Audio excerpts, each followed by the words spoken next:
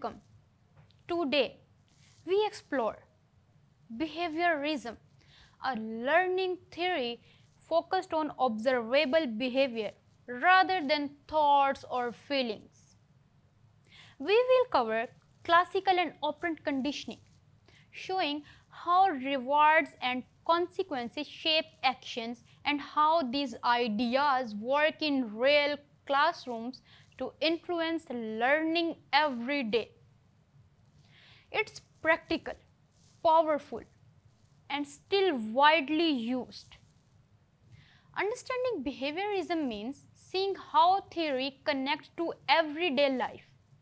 It explains how consistent practice, repetition, rehearsal, rewards, and consequences influence study habits, academic performance, social interactions, and even effective teamwork, making it a valuable, applied, and practicable approach across many real world situations.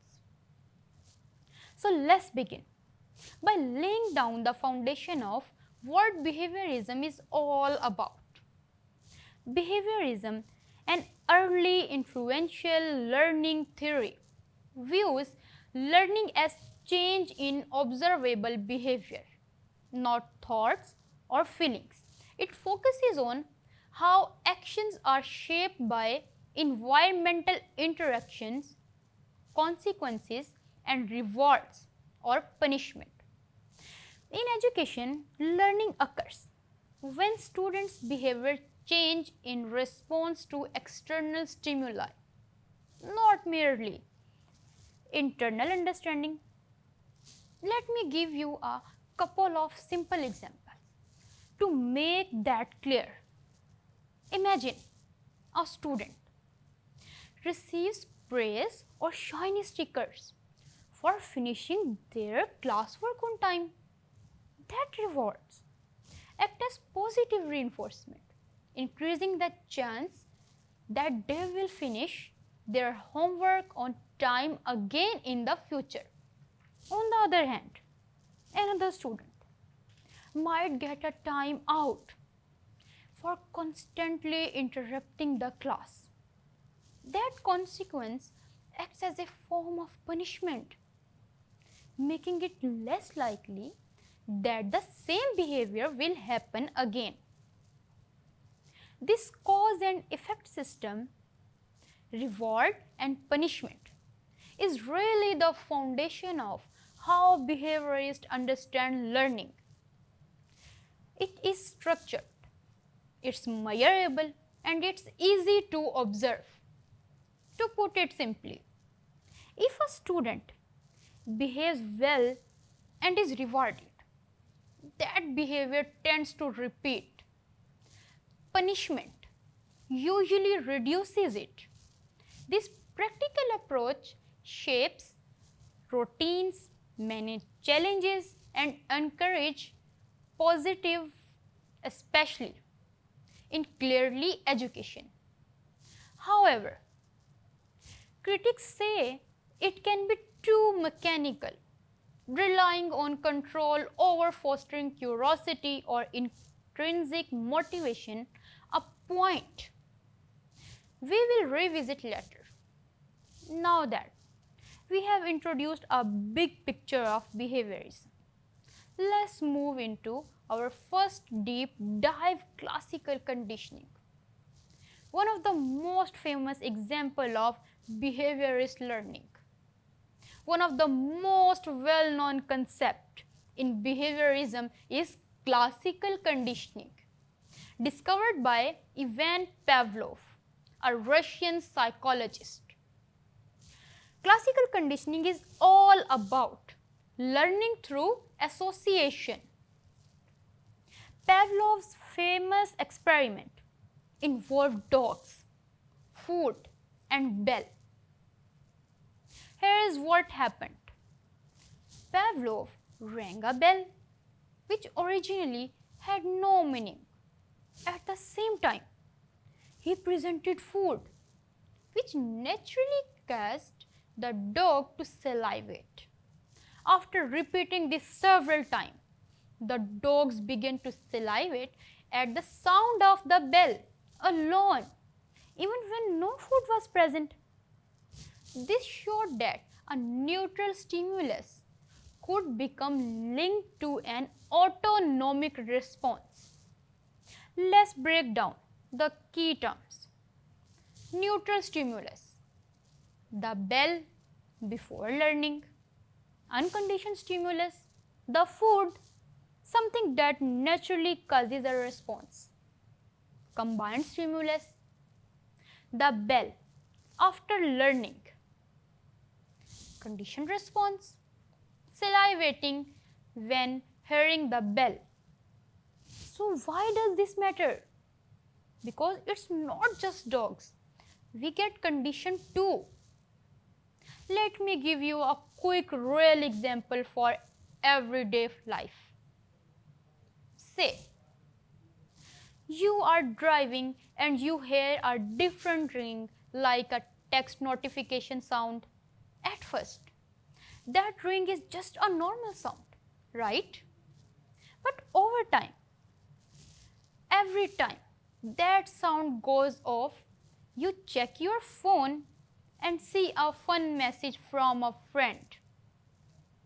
Eventually, even if you are not expecting a message, just hearing that ring might make you feel a little wave of excitement or curiosity. That's classical conditioning at work. The sound, which started as neutral, has become associated with a positive emotion, and now it triggers that response all on its own. You will also see in school setting, if a student hears a cheerful ring every time a fun activity begins, they may start to feel happy or excited just from hearing the ring even before the activity starts. We form emotional and physical response through these repeated pairings. It's indirect but powerful. While classical conditioning helps explain involuntary responses like feelings or physical reactions. What about careful actions like doing homework, raising a hand, or finishing assignments? For that, we turn to a second major idea in behaviorism, operant conditioning. While classical conditioning explains involuntary behaviors, operant conditioning, developed by B.F. Skinner, focusing on voluntary behaviors and how they are shaped by their consequences. The core idea here is simple. Behaviors that are followed by rewards tend to increase, while those followed by consequences tend to decrease. There are two main processes. Reinforcement strengthens behavior, positive reinforcement, giving a reward to encourage behavior.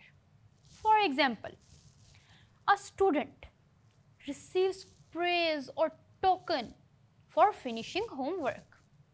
Negative reinforcement, removing something unpleasant to encourage behavior.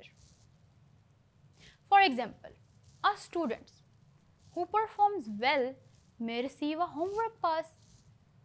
Removing a disliked task. Punishment weakens behavior.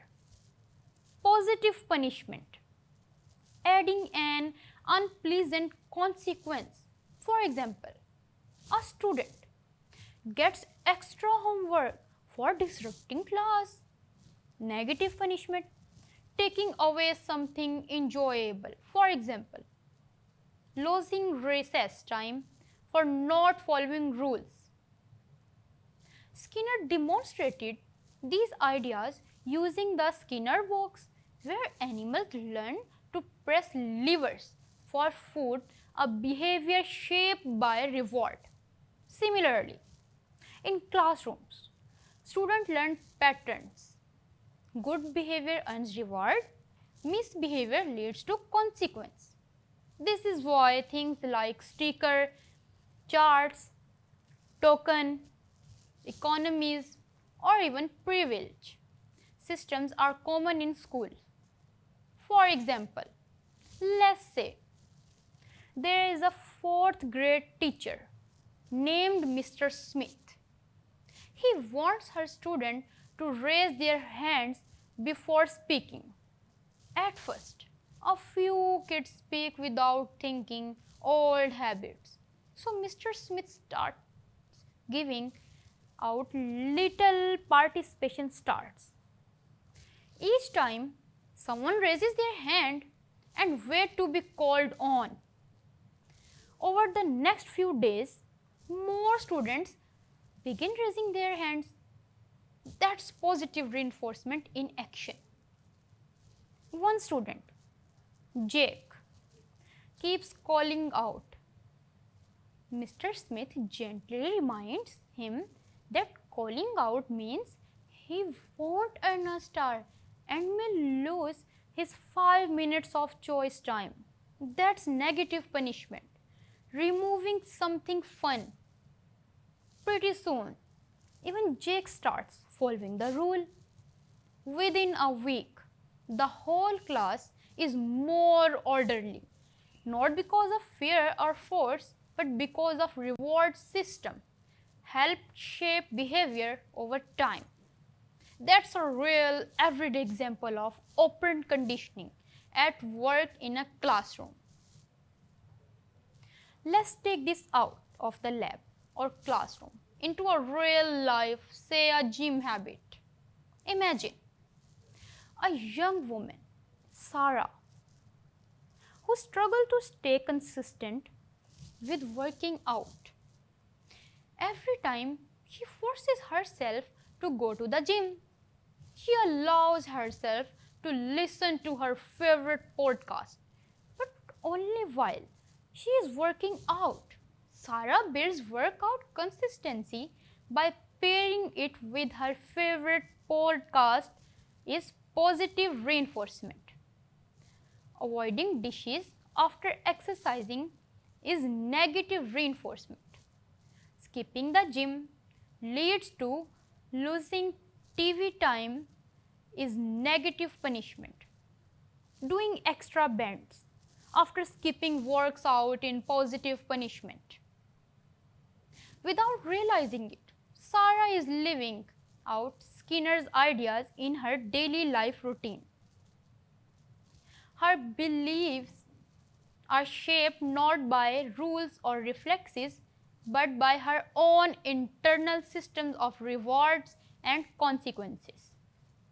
That's operant conditioning, not just theory, but something we all use all the time, whether we are parenting, building habits, or training ourselves to do hard things. To conclude, behaviorism has given us practical, hands-on tools for shaping behaviors, whether guiding a class of students or helping one child for new habits. Like any tool, it works best when used thoughtfully, ethically, and with care. Whether reinforcing a new skill, redirecting misbehavior, or maintaining peace after lunch break, remember, consistency, fairness, and understanding students' needs matter more than a reward or consequence itself. In our next session, we will move from theory to practice. How do behaviorist strategies actually appear in real classrooms? What works and what does not? Thank you for joining me today. I hope this session made behaviorism's core ideas clearer and more real. Assalamu alaikum and goodbye for now.